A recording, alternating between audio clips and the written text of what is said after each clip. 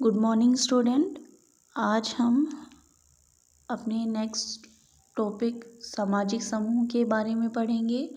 सामाजिक समूह का अर्थ ये है कि जब कुछ व्यक्ति सामान्य हितों की पूर्ति के लिए अर्थपूर्ण अंतःक्रियाओं द्वारा संबंधों की स्थापना करते हैं और एक दूसरे को प्रभावित करते हैं तो वे एक समूह का निर्माण करते हैं।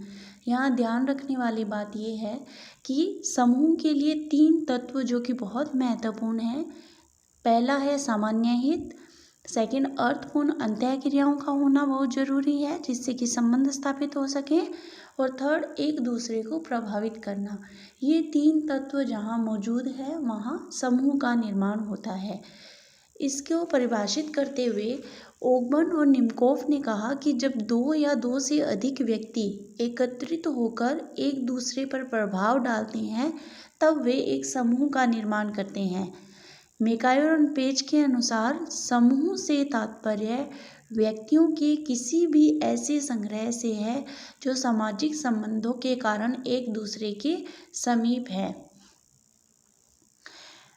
समूह की हम विशेषताएं देखेंगे। समूह की विशेषताओं में सबसे पहले व्यक्तियों का होना आवश्यक है। 2 या 2 से अधिक व्यक्ति समूह का निर्माण करने के लिए जरूरी है। फिर है प्रत्यक्ष या अप्रत्यक्ष रूप से सामाजिक संबंध। समूह के लिए जैसा कि मैंने पहले भी बताया कि अर्थपूर्ण अंतःक्रियाओं के द्वारा संबंधों की स्थापना करना जरूरी है।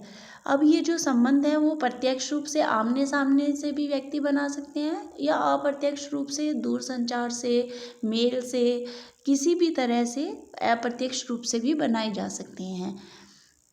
नेक्स्ट है कि समूह एक निश्चित ढांचा होता है जिसमें प्रत्येक व्यक्ति या सदस्य की एक विशेष स्थिति होती है।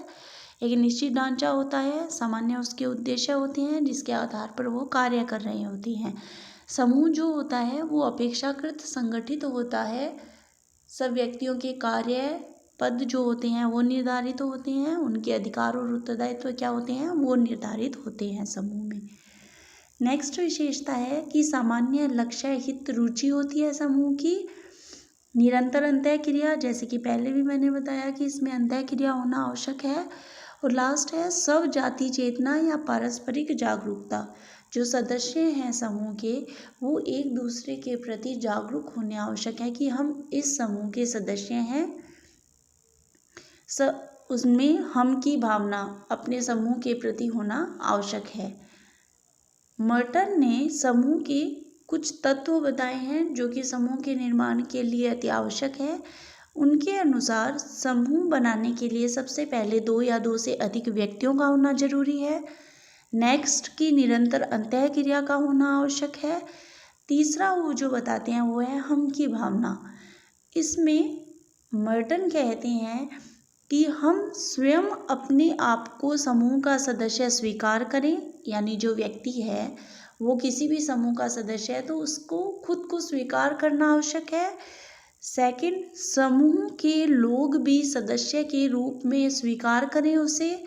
और तीसरा, दूसरे समूहों द्वारा भी उस समूह के सदस्य के रूप में व्यक्ति को स्वीकार किया जाए, तभी वो स्वीकार्य माना जाएगा या समूह का सदस्य माना जाएगा। नेक्स्ट हम सामाजिक समूह के प्रकार देखेंगे। विभिन्न विद्वानों ने अपने अपने तरीके से सामाजिक समूह को वर्गीकरण किया है सामाजिक समूह का, जिसमें सबसे पहले मेकायर एंड पेज के अनुसार मेकायर एंड पेज ने 3 तरह का वर्गीकरण किया। क्षेत्रीय समूह, हितों के प्रति चेतन समूह जिसका निश्चित संगठन होता है। थर्ड, हितों के प्रति चेतन समूह जिसका निश्चित संगठन होता है, एक निश्चित संगठन नहीं होता है। पहला जो क्षेत्रीय समूह है उसमें मेकायर एंड पेज ने समुदाय, राज्य, गांव, नगर, पड़ोस, जनजाति को रखा। सेकंड, हितों के प्रति चेतन समूह जिसका निश्चित संगठन नहीं होता है, यानी कि वो हितों के प्रति तो चेतन होते हैं लेकिन उनका एक निश्चित ढांचा नहीं होता है। जैसे कि जाति के लोग हितों के प्रति चेतन होते हैं वो, लेकिन एक ही जगह सब संगठित रूप से रह रहे हों ऐसा आवश्यक नहीं है। तो इसमें आते हैं जाति, वर्ग, प्रवासी समूह, भीड़, जन प्रजाति। लास्ट जो उनका वर्गीकरण था वो है हितों के प्रति चेतन समूह जिसका निश्चित संगठन होता है। इसमें आते हैं श्रमिक समूह, चर्च, राज्य, इनके ये लोग इससे संबंधित जो लोग होते हैं, व्यक्ति जो होते हैं, उन वो हितों के प्रति चेतन भी होते हैं और इनका निश्चित संगठन भी होता है। समनर ने समूह का वर्गीकरण करते हुए इसे 2 समूहों में बांटा था। पहला था समनर का अंतः समूह इन ग्रुप, सेकंड उनका है बाह्य ग्रुप यानी आउट ग्रुप। चार्ल्स कूले ने तीसरा वर्गीकरण चार्ल्स कूले का है। चार्ल्स कूले ने प्राथमिक समूह की अवधारणा दी। उन्होंने प्राथमिक समूह एक प्रकार बताया था और उन्होंने अपनी पुस्तक में सिर्फ प्राथमिक समूह की बात की है। द्वितीयक समूह की अवधारणा चार्ल्स कूले द्वारा नहीं दी गई है, उन्होंने सिर्फ प्राथमिक समूह की बात की थी। ये सामाजिक समूह का वर्गीकरण है। इससे आगे हम समूह और समाज में अंतर को जानेंगे। समूह और संस्था में क्या अंतर है, समूह और समुदाय में क्या अंतर है। सबसे पहले आते हैं समूह और समाज में क्या अंतर है। समूह मानव प्राणियों का संकलन है, जैसा कि मैंने बताया कि 2 या 2 से अधिक व्यक्तियों का होना आवश्यक है, जबकि समाज जो है वो सामाजिक संबंधों की व्यवस्था है। समूह कृत्रिम रूप से निर्मित होते हैं, हितों की पूर्ति करने के लिए इनको विचार पूर्वक निर्मित किया जाता है, जबकि समाज जो होता है उसका निर्माण स्वाभाविक होता है, अपने आप उसका निर्माण होता है। नेक्स्ट है कि समूह की सदस्यता ऐच्छिक होती है, व्यक्ति किस समूह का सदस्य बनना चाहता है या नहीं बनना चाहता वो उसकी इच्छा पर निर्भर है, लेकिन समाज की सदस्यता अनिवार्य होती है। समूह संगठित होता है जबकि समाज अपेक्षाकृत असंगठित हो सकता है। समूह एक विशिष्ट उद्देश्य होता है समूह का, जबकि समाज के सामान्य उद्देश्य होते हैं। समूह में सहयोग पर आधारित होता है, सहयोग अधिक देखने को मिलता है, जबकि समाज में सहयोग और संघर्ष दोनों ही विद्यमान होते हैं। नेक्स्ट है कि समूह अस्थायी हो सकता है जबकि समाज स्थायी होता है। समूह की जो हित होते हैं उनकी जब पूर्ति होती है तो हो सकता है कि वो समूह अस्तित्व में ना रहे, लेकिन समाज अपेक्षाकृत स्थायी होता है। समूह और संस्था में अंतर देखेंगे आगे कि समूह और संस्था में क्या अंतर है। सबसे पहले समूह जो है व्यक्तियों का संग्रह है, जबकि संस्था जन रीतियों, नियमों, कार्यप्रणाली का समूह होता है।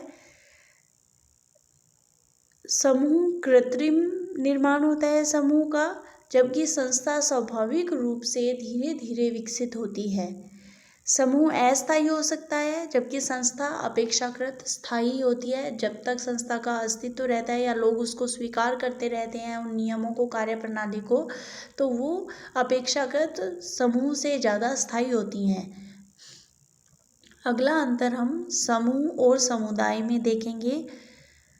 समूह का निर्माण कृत्रिम होता है, विचार पूर्वक निर्मित किया जाता है, सामान्य उद्देश्यों की या कुछ विशिष्ट उद्देश्यों की पूर्ति के लिए इसे बनाया जाता है, जबकि समुदाय का निर्माण स्वाभाविक होता है। नेक्स्ट है समूह किसी विशिष्ट उद्देश्य की पूर्ति हेतु निर्मित होते हैं, जबकि समुदाय में समग्र सामाजिक जीवन सम्मिलित होता है। जब हमने समुदाय को पढ़ा था तब हमने जाना था कि समुदाय लोगों का ऐसा समूह होता है जो एक निश्चित क्षेत्र में रहता है और जिसमें व्यक्ति क्या अपने सामान्य जीवन को व्यतीत करता है। तो समुदाय है व्यक्ति के सामान्य यानी कि समग्र सामाजिक जीवन उसमें सम्मिलित रहता है, उसका कोई विशिष्ट एक उद्देश्य सम्मिलित नहीं रहता है। नेक्स्ट है कि समूह की सदस्यता ऐच्छिक होती है और समुदाय की सदस्यता अनिवार्य होती है। नेक्स्ट है समूह सापेक्षतया अस्थायी होता है जबकि समुदाय अपेक्षाकृत अधिक स्थायी होता है समूह से।